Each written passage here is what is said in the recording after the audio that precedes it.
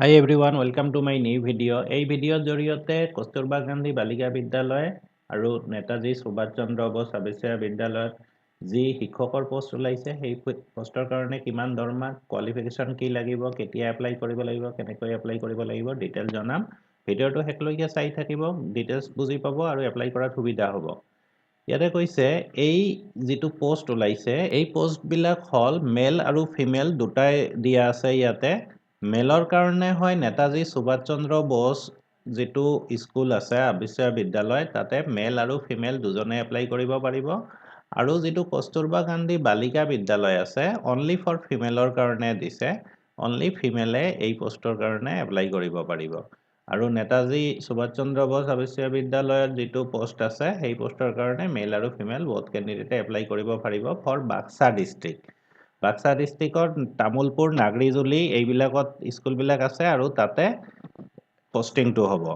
প্ৰথম পোষ্টটো দিয়া আছে assistant teacher MA in political science হ'ব লাগিব অনলি ফৰ ফিমেলৰ কাৰণে। যদি টেট কোৱালিফাইড হয় আপোনালোকৰ 23,000 চেলাৰী হ'ব আৰু নন টেট কোৱালিফাইড হ'লে 21,000 চেলাৰী হ'ব। KGBV তামুলপুৰত পোষ্টিংটো হ'ব।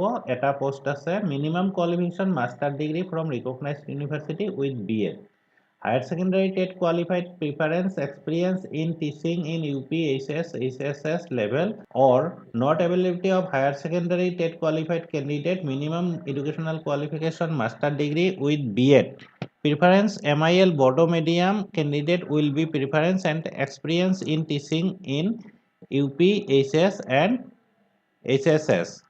মাষ্টাৰ ডিগ্ৰী হ'ব লাগিব BEd লৈ আৰু হায়াৰ ছেকেণ্ডেৰী টেট কোৱালিফাইড হ'লে প্ৰিফাৰেঞ্চ পাব, নাথাকিলে কোনো কথা নাই, এক্সপিৰিয়েঞ্চ থাকিব লাগিব। আৰু MIL বড়ো মিডিয়ামৰ হ'লে থাকিলে ছাবজেক্টটো থাকিলে প্ৰিফাৰেঞ্চ পাব। ছেকেণ্ড পোষ্টটো হৈছে assistant teacher in MA in Bodo. Bodo লেংগুৱেজত MA হ'ব লাগিব অনলি ফৰ ফিমেল কেণ্ডিডেট। ইয়াতো 23,000 হৈছে চেলাৰী উইথ টেট আৰু 21,000 নন টেট কেণ্ডিডেটৰ কাৰণে। এইটো নাগৰিজুলিত আছে পোষ্টটো, বাক্সা ডিষ্ট্ৰিক্টৰ নাগৰিজুলিত এইটো পোষ্ট হ'ব। এটা পোষ্ট আছে। কোৱালিফিকেশ্যন একে, master degree from recognised university, BEd and higher secondary TET qualified preference. Experience in teaching UP higher secondary high school levelot আৰু non ability of higher secondary TET qualified candidate. Minimum educational qualification master degree with BEd preference. Bodo medium candidate will be preference and experience in teaching in UP higher secondary high school. Third post to hoise assistant teacher MHC royal only for female. একে salary range to একে 23,000 আৰু 21,000 TET আৰু non টেটৰ কাৰণে। এইটো post আছে নাগৰিজুলিৰ কাৰণে। এটাই পোষ্ট আছে minimum qualified master degree in science royal from recognized university with BEd and higher secondary TET qualified preference.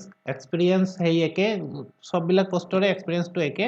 Master degree হ'ব লাগিব, BEd থকা লাগিব আৰু হায়াৰ ছেকেণ্ডাৰী টেট কোৱালিফাইড হ'লে প্ৰিফাৰেঞ্চ পাব। আৰু যদি টেট কোৱালিফাইড নহয় তেনেহ'লে মাষ্টাৰ ডিগ্ৰী উইথ BEd হ'ব লাগিব আৰু Assamese medium candidate will be preference and experience in teaching higher secondary high school or UP upper primary. তাৰপিছত আৰু এটা পোষ্ট আছে assistant teacher MHC in royal male and female both কেণ্ডিডেটৰ কাৰণে। এইটো 23,000 পাৰ মান্থ দিছে। এইটো নেতাজী সুভাষ চন্দ্ৰ বোস আৱাসীয় বিদ্যালয়ৰ কাৰণে আৰু এইটো বাক্সা ব্লকত হ'ব। বাক্সা ব্লকত হ'ব। Minimum qualification master degree in science royal from recognised university with BEd higher secondary qualification TET qualified in higher secondary level will be get preference. If TET qualified are not available, then the minimum qualification is master degree with BEd preference. Assamese medium candidate will be preference and experience in teaching upper primary, high school, higher secondary আৰু মেল কেণ্ডিডেটক ইয়াত prefer কৰা হ'ব। যদিও apply কৰিব দিছে male female, কিন্তু মেলৰ কাৰণে ইয়াত প্ৰিফাৰেঞ্চটো থাকিব।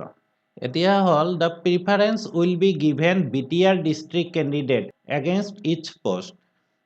BTRৰ যিকেইটা ডিষ্ট্ৰিক্ট আছে সেইবিলাক কেণ্ডিডেটকে প্ৰিফাৰেঞ্চ দিয়া হ'ব।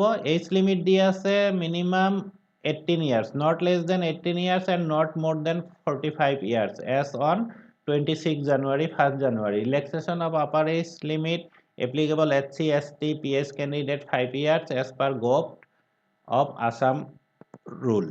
How to apply? Application in plain paper stating plain পেপাৰত মানে বায়োডাটাৰ দৰে বনাব লাগিব নেম দিব লাগিব name of the applicant name of the post permanent address of communication contact number mobile number telephone number age proof certificate educational qualification date of birth working experience along with attested copy of passport size recent photograph and self attested copies of certificates testimonials relating education qualification experience etc should submit to the district mission coordinator code apply কৰিব লাগিব district mission coordinator SSA Baksa district আৰু 7 March হ'ব last date 7 March লৈকে খোলা থাকিব application আমি normally biodata বিলাক যে বনাও নেম অফ দ্য পোষ্ট লিখিব লাগিব ফাৰ্ষ্টত তাৰপিছত name of the applicant permanent address communication address date of birth mobile number contact number mail ID age proof educational qualification date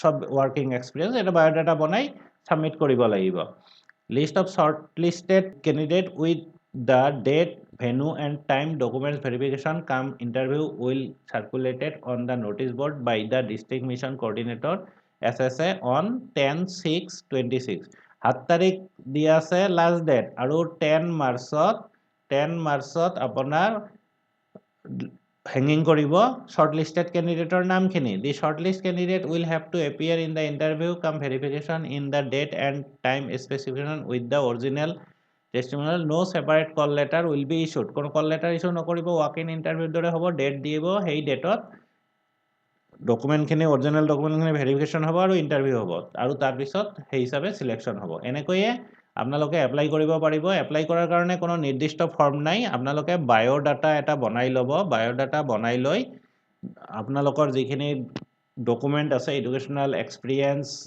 caste যিবিলাক ডকুমেণ্ট আছে with passport photograph self attested কৰি ল'ব ডকুমেণ্টখিনি দি 7 তাৰিখৰ ভিতৰত বাক্সা ডিষ্ট্ৰিক্টৰ যিটো ডিষ্ট্ৰিক্ট মিছন কোঅৰ্ডিনেটৰ আছে SSA সেইটো অফিচত জমা দিব আৰু 10 তাৰিখত শৰ্টলিষ্ট কৰি সিহঁতে লিষ্টটো হেঙিং কৰিব আৰু তাতে মেনশ্যন থাকিব কোনদিনা ইণ্টাৰভিউ হ'ব আৰু ডকুমেণ্টখিনি ভেৰিফিকেশ্যন হ'ব এইখিনি এপ্লাই কৰি লওক আৰু চাকৰিৰ কাৰণে সাজু হওক যদি ভিডিঅ'টো ভাল লাগে নিশ্চয় লাইক কৰিব আৰু চেনেলটো যদি সাবস্ক্ৰাইব কৰা নাই সাবস্ক্ৰাইব কৰিব আৰু ফ্ৰেণ্ডবিলাকৰ লগত শ্বেয়াৰ কৰিব থেংক ইউ